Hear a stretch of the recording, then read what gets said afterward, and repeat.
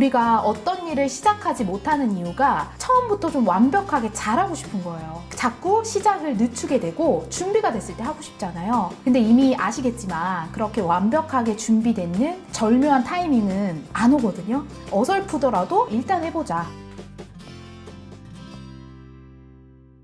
네, 안녕하세요. 콘텐츠 위드의 김윤미 강사입니다. 저는 오프라인에서는 기업에서 기획, 보고, 프레젠테이션 하는 법을 강의하고 있고요. 그리고 제가 오프라인에서 하는 과정들을 온라인 영상 콘텐츠를 만들어서 유튜브를 비롯한 다양한 채널에서 콘텐츠를 공유하는 일을 하고 있습니다.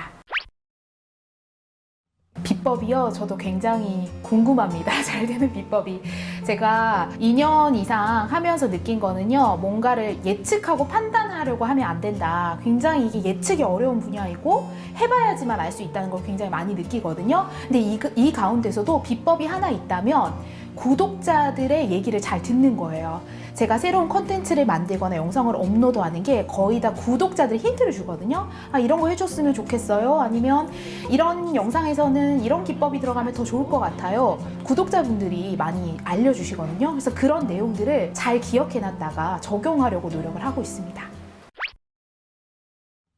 네, 유튜브를 통한 수입을 제가 밝힐 수가 있어요, 정확하게. 왜냐면 굉장히 잘 되면 얘기를 못 할 것 같아요. 너무 액수는 민감한 거잖아요. 근데 아직 많지는 않아요. 어떻게 보면 많고 어떻게 보면 적다고 할 수도 있지만 월에 한 달에 한 30만 원에서 40만 원 정도 구글에서 애드센스 수익이 발생하고 있습니다. 그런데 이렇게 보면 제가 드리는 노력에 비해서는 수익이 적다고 생각하실 수도 있는데요. 파레토의 법칙 아시죠? 우리가 20%의 되게 작은 영역이 전체 80%에 큰 영향을 미치는 것, 우리 주변에 보면 많이 있잖아요. 제가 유튜브를 하면서 영상을 만들어 보니까 그 파레토의 법칙 그대로 적용이 되더라고요. 예를 들면 제가 유튜브를 통해서 벌어들이는 수익은 굉장히 작은 영역이에요. 사실 20%도 안 돼요. 그런데 나머지 80, 이 영상 콘텐츠를 통해서 더 많은 강의랑 컨설팅을 할 수 있게 되었고, 제가 더 알려지게 되고, 그리고 많은 기업들과 또 콜라보 프로젝트를 할 수 있게 됐거든요. 그래서 이 80에 절대적인 영향을 미친 게 이 영상 콘텐츠를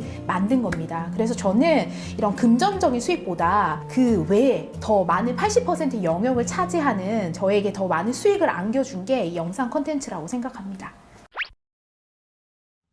제가 처음에 영상을 만들 때 저는 사람들이 남들이 잘 모르는 고급 스킬을 좋아할 줄 알았어요. 아, 이런 건 어디서 듣도 보도 못했는데 여기 왔더니 있네. 이런 지식이나 스킬들을 알려주면 사람들이 더 많이 내 영상을 보겠다라고 생각을 했었거든요. 근데 2년간 해보니까 사람들은 그런 걸 원하지 않더라고요. 오히려 이미 알려져 있는 지식이나 정보를 짧은 시간 안에 효과적으로 잘 정리해서 전달해주는 거, 혹은 기본적인 내용들, 이런 것들을 훨씬 선호한다는 사실을 알게 됐습니다. 그래서 저는 굉장히 크리에이티브한 거, 남들이 안 한 걸 하려고 노력한다기보다 기본에 충실해서 이걸 남들보다 쉽고 효과적으로 전달해주는 콘텐츠를 더 많이 만들려고 노력을 하고 있어요.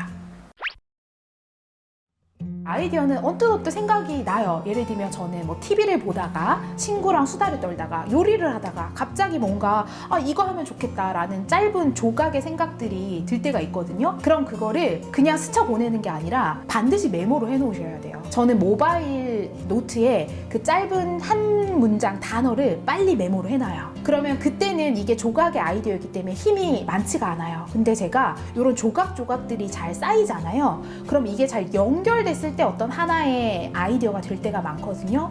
그래서 아이디어는 잘 찾는 게 중요한 게 아니라 딱 떠올랐을 때 그걸 딱 캐치하셔야 돼요. 잘 잡아야 돼요. 그리고 여러 개가 모였을 때 이거를 또 연결하는 작업에 또 충실해야 좋은 콘텐츠를 만들 수가 있습니다. 꾸준하게 하는 게 정말 어렵죠. 한 번 하는 것도 어려운데 그거보다 더 어려운 거는 꾸준하게 하는 거예요. 사람들이 내가 열심히 해볼 거야 라는 의지를 다지잖아요. 그리고 시작만 하면 되게 잘할 수 있을 것 같고, 저도 그렇게 무너졌던 적이 여러 번이거든요. 그래서 꾸준하게 하시려면 여러분의 의지를 믿지 마시고 내가 잘 할 수 있는 환경을 계속 만들어 가셔야 돼요. 퇴근하고 집에 오면 너무 피곤해서 그냥 자고 싶잖아요. 그러면 그냥 엎어져 자는 게 아니라 영상을 찍을 수 있도록 무언가 장치를 마련해 놓는 거예요. 내가 실천을 못하는 이유를 정확하게 찾으셔야 됩니다. 시간이 없어서, 아이템이 없어서, 능력이 부족해서, 남들이 다 얘기하는 그 이유 말고요. 진짜 딱 찝을 수 있어야 돼요. 그래야지만 그거를 개선할 수 있는 환경을 또 만들어 갈 수가 있거든요. 그래서 내가 콘텐츠를 꾸준하게 잘 만들 수 있는 환경을 자꾸 바꿔나가는 게 의지보다 훨씬 더 중요합니다.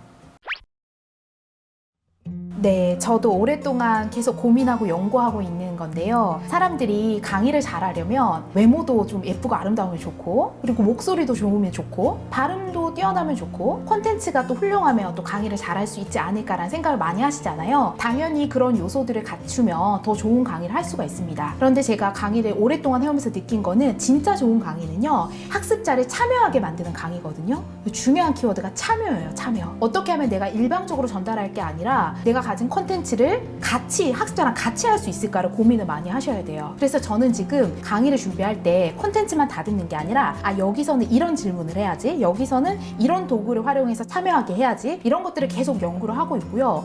영상에서 강의할 때도 사실 혼자 얘기하는 거잖아요. 이때도 혼자 한다고 생각하지 마시고 앞에 학습자가 있다라고 생각을 하셔야 돼요. 그래서 같이 해볼까요? 이거 어떻게 생각하세요? 질문하시면서 하시면 훨씬 참여를 높일 수 있는 좋은 강의를 또 만들 수가 있습니다.